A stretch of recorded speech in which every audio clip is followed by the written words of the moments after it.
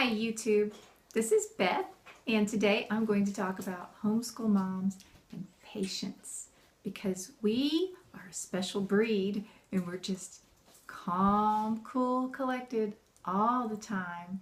We can sit for hours and teach our children and get them to do things, and they don't offer us any problems at all or any resistance. They just comply, and life is wonderful.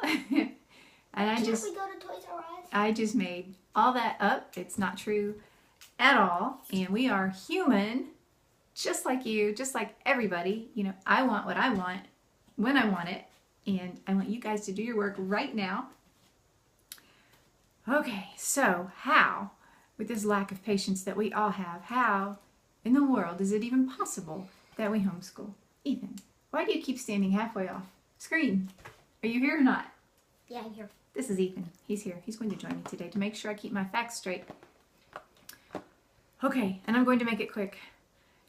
When I started homeschooling him in kindergarten, I remember having these thoughts like, maybe it'd be better if I sent him off to school, because now I'm trying to get him to do things, and we're having this conflict because he doesn't want to do it. And how are we going to work through all this conflict and this tension? Maybe it'd be better for him if I just avoid this altogether and sent him off.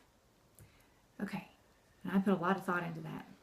And the more I thought about it, I realized if I do send him off, I am ignoring a problem altogether. I'm not dealing with it. And plus, I've introduced this huge variable. He's off in his own world all day, and I'm home in my own world all day, and then he's going to come home, and we're still going to have to learn how to live together. So I realized let's just stay home. Let's just work through this. How are we going to work together, as a family? How are we going to keep this relationship? How are we going to keep our hearts at home with each other? I mean, isn't that why we homeschool anyway? It's about the relationship. No, it's about the math. Okay, it's a close second. Okay, so I quit thinking about that. And those conflicts that we had over math and reading and writing and all that, they were no different than, I said, clean your room. I said, brush your teeth. So pick your clothes up off the floor, right? It's the same conflict. It's no different. And so it's not the topic or the content. Was it clean your room or do your math? It was, it's the relationship. It all comes down to the relationship and how are we going to live together. And so I continued homeschooling him and then his younger sister and then his younger brother. And we've been doing this for 5 or 6 years. I don't know. So what I just learned this past a few months ago. It was the end of our classical conversations school year, and I've been a tutor for several years in foundations, and I've had all my kids in other people's classes for various reasons. But last year, we had a couple of occasions where 2 classes joined together for an activity or 2, and so I had the opportunity to have him and the other students in his class in my class. So I got to be his tutor for a few brief moments. And I remember driving home on those days going, that was really fun. I had fun. Did you have fun? And he's going, yeah, I had fun. Can I say my version of it, or you want to say your version of it? I'll say my version. Okay, this is... And so I said, I like how you do stuff better as a tutor than a mom. Okay, that's... Especially talk. Kind of the way I heard it. So I laughed and thought, I can go, oh, boo-hoo, poor me. My kid doesn't like me, blah, blah, blah. Or on the other hand, I could look at it more realistically and go, well, no kidding. This is our CC Community Day, and everyone loves it. I'm having fun with my friends and all the kids, and you're having fun with your friends and Legos. And it's just lots of fun. So, of course, we're going to have more fun. And maybe I would be more fun than just a normal day at home when we're doing school and laundry and food and all that. So anyway, it got me thinking, like I do, you know how I am. So it got me thinking, all right, let's talk about this over the weeks that followed. Let's talk about this. What do you mean you like the way I taught better as a tutor? I mean, like, as a tutor, you don't go, clean your room! Get dressed! What would I say? You would say, Okay, time to clean your room, time to get dressed. If we were getting dressed or cleaning our rooms and physical conversations. Oh, yeah, right. But everybody's already dressed by the time we get there. Good point. Unless it's on PJ Day. Unless it's on PJ Day. Okay, so listening to this excellent feedback I got from, from this relationship that we have. Can I give you a hug? Quick hug. Okay, but not too big because he's in 6th grade. And the Legos enter and my thoughts go. All right. So, what I learned. Okay, if I can stand in front of a class of other people's kids and get them all started. These are 10 to 12-year-olds and they are just rowdy, especially when I say, okay, let's get up and sing this song and be all rowdy and march around the room and do push-ups or whatever.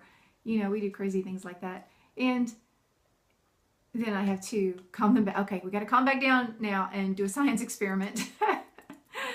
Okay. You can't look at all these kids and go, I said be quiet. Why are you still talking? I said be quiet. Stop it. You just can't do that. So somewhere you find this inner strength to go, okay, everybody, let's just be quiet now. Or Ethan put it like, I do it more encouraging, like, let's do it this way instead of, I said do it that way. So anyway, this summer I've been trying to increase my patience, I've been trying to make it more fun. Instead of saying, it's 10 o'clock, we gotta go. Why haven't you started yet? We gotta clean the table. What? We gotta go. What's going on? Because I finished early in the morning. Yeah, besides that. Yes. Oh, okay, there's 3 points. Number 1, I try and make it more fun. Even if I'm just totally frustrated and I feel myself going, oh, God, I can go. I don't have to scream. I can go. Let's clean the table. Come on, everybody. Is this the way we want to do it? And throw the food everywhere. No. And they're all laughing. We can do it this way. And we load the dishwasher. Whatever. Make it fun. They're still kids for now. Sorry. Not you. You're almost 11. And point 2. Also, I use Robinson curriculum. And it's more of a method than a curriculum because you just get your kids in the habit of going off and learning on their own. And they don't have to go off and learn. You can all sit right there. My point is, when I started him in kindergarten, I was using the Abeka math, right? Where you read, and the instructor reads this, and you say this. So I read it, okay, now blah, blah, blah, blah, blah. And he's going, okay. And then I go, he said this. All right, so you're supposed to say this now. And that goes back and forth. And about 15 minutes, I'm tired of it. And he's climbing over my shoulder. What's next? What's next? What's next, Mom? I want to know what's next. I'm like, just a minute. I'm not there yet.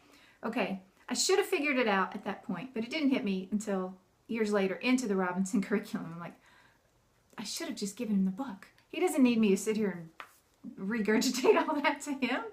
Look, I just added a bunch of time. He could have been done by now, but he's waiting on me to read it to him. How silly is that? It's fine when it's just the 2 of us, but there's more kids in the house and laundry and somebody's got to make food. And it's 8 minutes. I've gone over my limit on time. Okay, 1, what was the first thing? Make it fun. Okay, let's clean the room now. 2, a low-stress, self-independent, the Robinson curriculum really helps because they learn on their own. And it gives me extra time. It puts the work on them. Gives me extra time. I can sit there and work with you if I want to, if I have time to. And sometimes I do. But, because it's about the relationship, really, not about the math. Ha. That's debatable. 3, you just said it. Oh, kids, this part's for you. If you get up and do your school on your own, come on, you've been doing this forever. You know what you need to do, right? Don't wait for Mom to go, have you gotten dressed yet? Have you brushed did you make your bed? Did you unload the dishwasher? Did you start your math yet? You don't need to wait on any of that. Just go do it. Go do it. And I tell you what, if you get all that done and you just stay out of Mom's way, unless you want to go give her a hug, that's totally fine. Just show up and have all that done. Or when she walks into the room, she sees you all working. Oh man, your life is going to be so good.